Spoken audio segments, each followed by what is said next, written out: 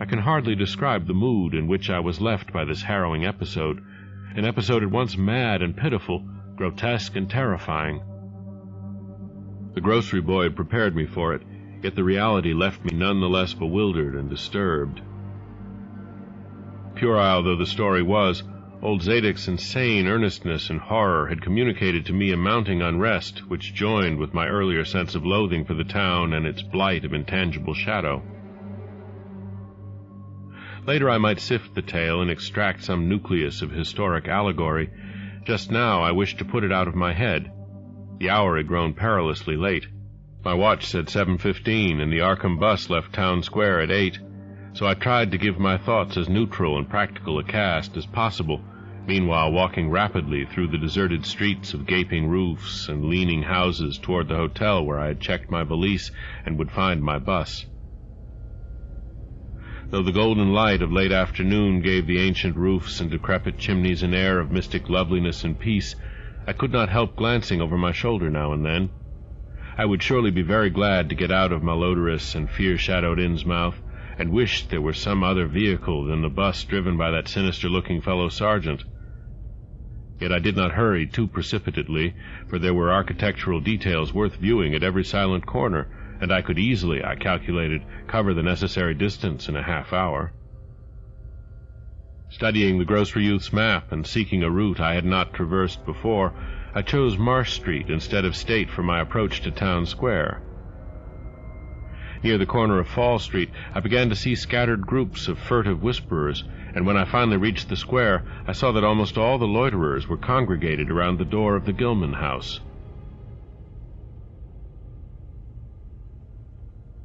It seemed as if many bulging, watery, unwinking eyes looked oddly at me as I claimed my valise in the lobby, and I hoped that none of these unpleasant creatures would be my fellow passengers on the coach.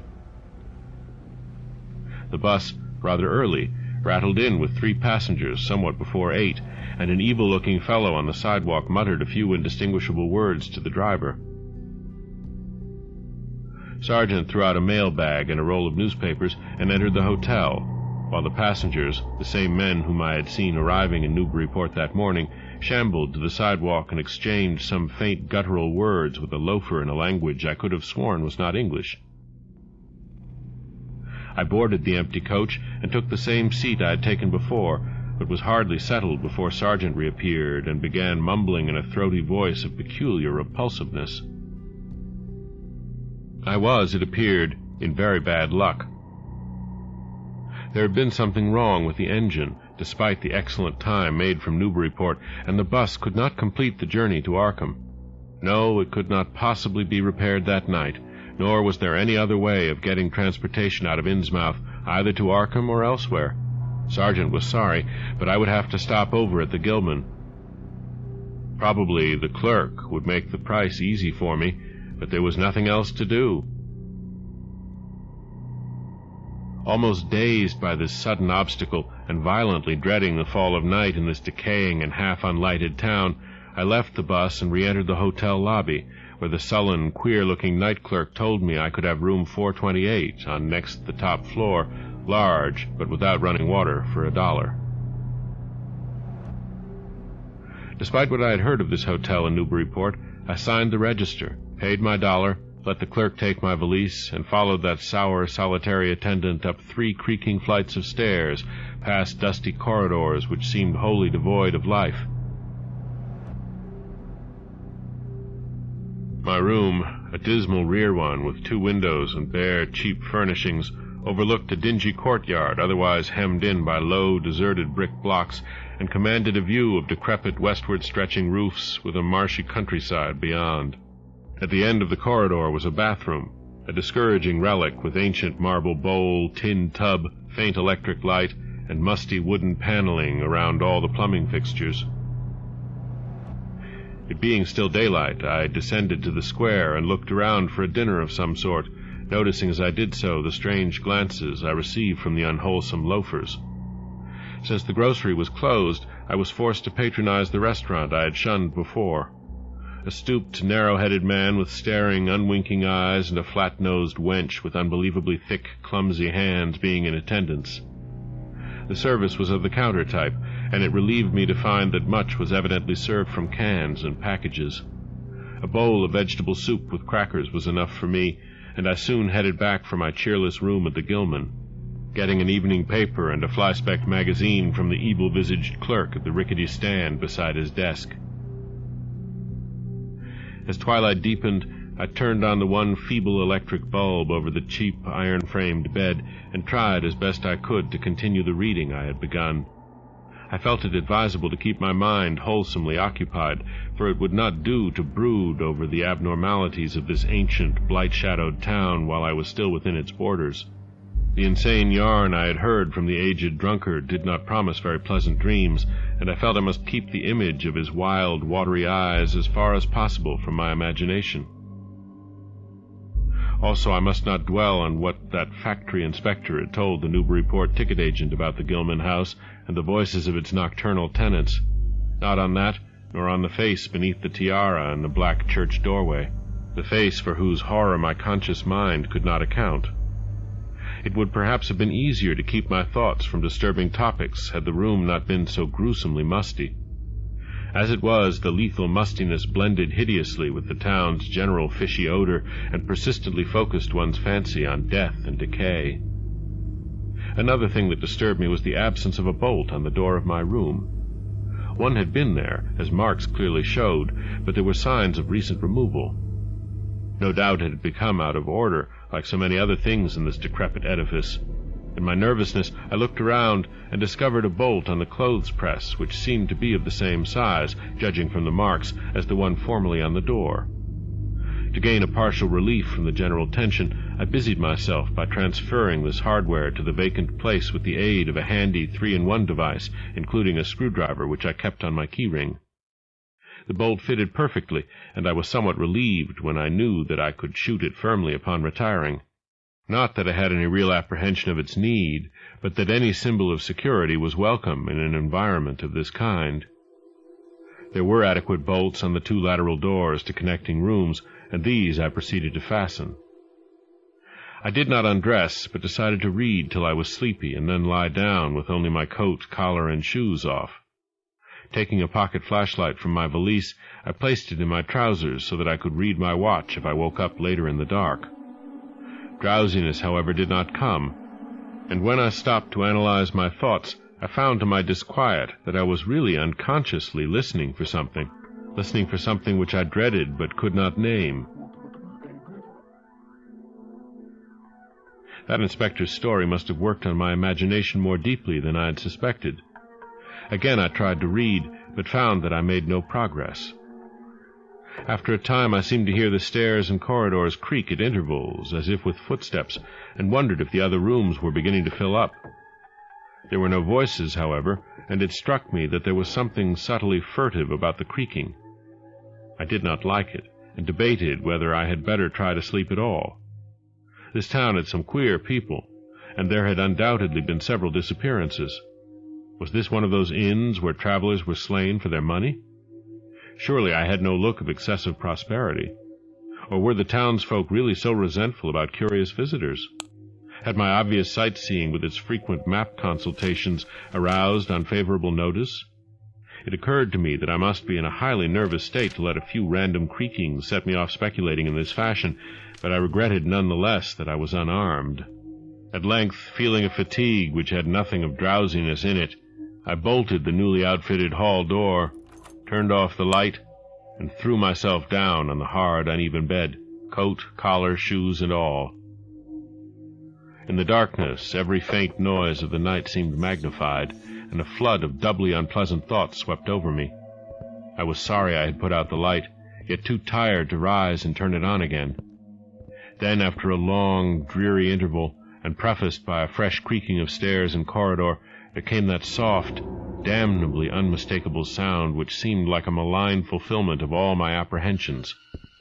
Without the least shadow of a doubt, the lock on my hall door was being tried, cautiously, furtively, tentatively, with a key. My sensations upon recognizing this sign of actual peril were perhaps less rather than more tumultuous because of my previous vague fears. I had been, albeit without definite reason, instinctively on my guard, and that was to my advantage in the new and real crisis, whatever it might turn out to be. Nevertheless, the change in the menace from vague premonition to immediate reality was a profound shock, and fell upon me with the force of a genuine blow. It never once occurred to me that the fumbling might be a mere mistake. Malign purpose was all I could think of, and I kept deathly quiet, awaiting the would-be intruder's next move. After a time the cautious rattling ceased, and I heard the room to the north entered with a pass-key. Then the lock of the connecting door to my room was softly tried. The bolt held, of course, and I heard the floor creak as the prowler left the room. After a moment there came another soft rattling, and I knew that the room to the south of me was being entered. Again a furtive trying of a bolt-connecting door, and again a receding creaking. This time the creaking went along the hall and down the stairs, so I knew that the prowler had realized the bolted condition of my doors and was giving up his attempt for a greater or lesser time, as the future would show. The readiness with which I fell into a plan of action proves that I must have been subconsciously fearing some menace and considering possible avenues of escape for hours. From the first I felt that the unseen fumbler meant a danger not to be met or dealt with, but only to be fled from as precipitately as possible. The one thing to do was to get out of that hotel alive as quickly as I could, and through some channel other than the front stairs and lobby. Rising softly and throwing my flashlight on the switch, I sought to light the bulb over my bed in order to choose and pocket some belongings for a swift, valiseless flight. Nothing, however, happened, and I saw that the power had been cut off. Clearly some cryptic evil movement was afoot on a large scale, just what I could not say. As I stood pondering with my hand on the now useless switch, I heard a muffled creaking on the floor below, and thought I could barely distinguish voices in conversation. A moment later I felt less sure that the deeper sounds were voices, since the apparent hoarse barkings and loose-syllabled croakings bore so little resemblance to recognized human speech. Then I thought with renewed force of what the factory inspector had heard in the night in this moldering and pestilential building. Having filled my pockets with the flashlight's aid, I put on my hat and tiptoed to the windows to consider chances of descent. Despite the state's safety regulations, there was no fire escape on this side of the hotel, and I saw that my windows commanded only a sheer 3-story drop to the cobbled courtyard. On the right and left, however, some ancient brick business blocks abutted on the hotel, their slant roofs coming up to a reasonable jumping distance from my 4th-story level. To reach either of these lines of buildings, I would have to be in a room 2 doors from my own, in one case on the north and in the other case on the south, and my mind instantly set to work calculating what chances I had of making the transfer. I could not, I decided, risk an emergence into the corridor, where my footsteps would surely be heard, and where the difficulties of entering the desired room would be insuperable. My progress, if it was to be made at all, would have to be through the less solidly built connecting doors of the rooms, the locks and bolts of which I would have to force violently, using my shoulder as a battering ram whenever they were set against me. This, I thought, would be possible owing to the rickety nature of the house and its fixtures, but I realized I could not do it noiselessly. I would have to count on sheer speed and the chance of getting to a window before any hostile forces became coordinated enough to open the right door toward me with a pass-key. My own outer door I reinforced by pushing the bureau against it, little by little, in order to make a minimum of sound. I perceived that my chances were very slender, and was fully prepared for any calamity. Even getting to another roof would not solve the problem, for there would then remain the task of reaching the ground and escaping from the town. One thing in my favor was the deserted and ruinous state of the abutting buildings, and the number of skylights gaping blackly open in each row. Gathering from the grocery boy's map that the best route out of town was southward, I glanced first at the connecting door on the south side of the room. It was designed to open in my direction, hence I saw, after drawing the bolt and finding other fastenings in place, it was not a favorable one for forcing. Accordingly, abandoning it as a route, I cautiously moved the bedstead against it to hamper any attack which might be made on it later from the next room. The door on the north was hung to open away from me, and this, though a test proved it to be locked or bolted from the other side, I knew must be my route. If I could gain the roofs of the buildings in Payne Street and descend successfully to the ground level, I might perhaps dart through the courtyard and the adjacent or opposite buildings to Washington or Bates, or else emerge in Payne and edge around southward into Washington. In any case, I would aim to strike Washington somehow and get quickly out of the town square region. My preference would be to avoid Payne, since the fire station there might be open all night. As I thought of these things, I looked out over the squalid sea of decaying roofs below me, now brightened by the beams of a moon not much past full. On the right, the black gash of the river gorge clove the panorama, abandoned factories and railway station clinging barnacle-like to its sides. Beyond it, the rusted railway and the Rowley Road led off through a flat, marshy terrain dotted with islets of higher and drier scrub-grown land. On the left, the creek-threaded countryside was nearer, the narrow road to Ipswich gleaming white in the moonlight. I could not see from my side of the hotel the southward route toward Arkham which I had determined to take. I was irresolutely speculating on when I had better attack the northward door, and on how I could least audibly manage it, when I noticed that the vague noises underfoot had given place to a fresh and heavier creaking of the stairs. A wavering flicker of light showed through my transom, and the boards of the corridor began to groan with a ponderous load. Muffled sounds of possible vocal origin approached, and at length a firm knock came at my outer door. For a moment I simply held my breath and waited. Eternities seemed to elapse, and the nauseous, fishy odor of my environment seemed to mount suddenly and spectacularly. Then the knocking was repeated, continuously and with growing insistence. I knew that the time for action had come, and forthwith drew the bolt of the northward connecting door, bracing myself for the task of battering it open. The knocking waxed louder, and I hoped that its volume would cover the sound of my efforts. At last, beginning my attempt, I lunged again and again at the thin paneling with my shoulder, heedless of shock or pain. The door resisted even more than I had expected, but I did not give in, and all the while the clamor at the door increased. Finally, the connecting door gave, but with such a crash that I knew those outside must have heard. Instantly, the outside knocking became a violent battering, while keys sounded ominously in the hall doors of the rooms on both sides of me. Rushing through the newly opened connection, I succeeded in bolting the northerly hall door before the lock could be turned, but even as I did so, I heard the hall door of the third room, the one from whose window I had hoped to reach the roof below, being tried with a pass key. For an instant I felt absolute despair, since my trapping in a chamber with no window egress seemed complete. A wave of almost abnormal horror swept over me, and invested with a terrible but unexplainable singularity the flashlight glimpsed dust prints made by the intruder who had lately tried my door from this room. Then, with a dazed automatism which persisted despite hopelessness, I made for the next connecting door and performed the blind motion of pushing at it in an effort to get through, and, granting that fastenings might be as providentially intact as in this second room, bolt the hall door beyond before the lock could be turned from outside. Sheer fortunate chance gave me my reprieve, for the connecting door before me was not only unlocked, but actually ajar. In a second I was through, and had my right knee and shoulder against a hall door which was visibly opening inward. My pressure took the opener off guard, for the thing shut as I pushed so that I could slip the well-conditioned bolt as I had done with the other door. As I gained this respite, I heard the battering at the two other doors abate, while a confused clatter came from the connecting door I had shielded with the bedstead. Evidently the bulk of my assailants had entered the southerly room and were massing in a lateral attack. But at the same moment a pass key sounded in the next door to the north, and I knew that a nearer peril was at hand.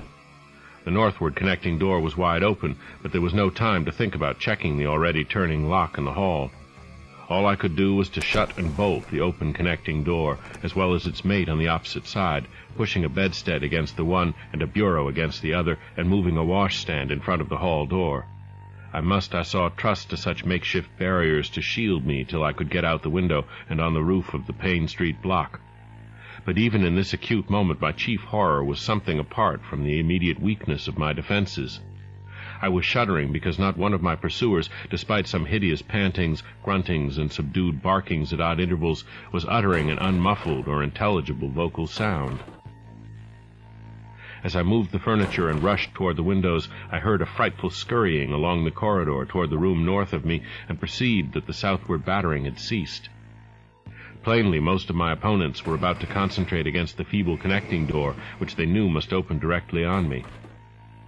Outside, the moon played on the ridgepole of the block below, and I saw that the jump would be desperately hazardous because of the steep surface on which I must land. Surveying the conditions, I chose the more southerly of the two windows as my avenue of escape, planning to land on the inner slope of the roof and make for the nearest skylight. Once inside one of the decrepit brick structures, I would have to reckon with pursuit, but I hoped to descend and dodge in and out of yawning doorways along the shadowed courtyard, eventually getting to Washington Street and slipping out of town toward the south. The clatter at the northerly connecting door was now terrific, and I saw that the weak paneling was beginning to splinter. Obviously the besiegers had brought some ponderous object into play as a battering ram. The bedstead, however, still held firm, so that I had at least a faint chance of making good my escape. As I opened the window, I noticed that it was flanked by heavy velour draperies suspended from a pole by brass rings, and also that there was a large projecting catch for the shutters on the exterior. Seeing a possible means of avoiding the dangerous jump, I yanked at the hangings and brought them down, pole and all, then quickly hooking two of the rings in the shutter catch and flinging the drapery outside. The heavy folds reached fully to the abutting roof, and I saw that the rings and catch would be likely to bear my weight.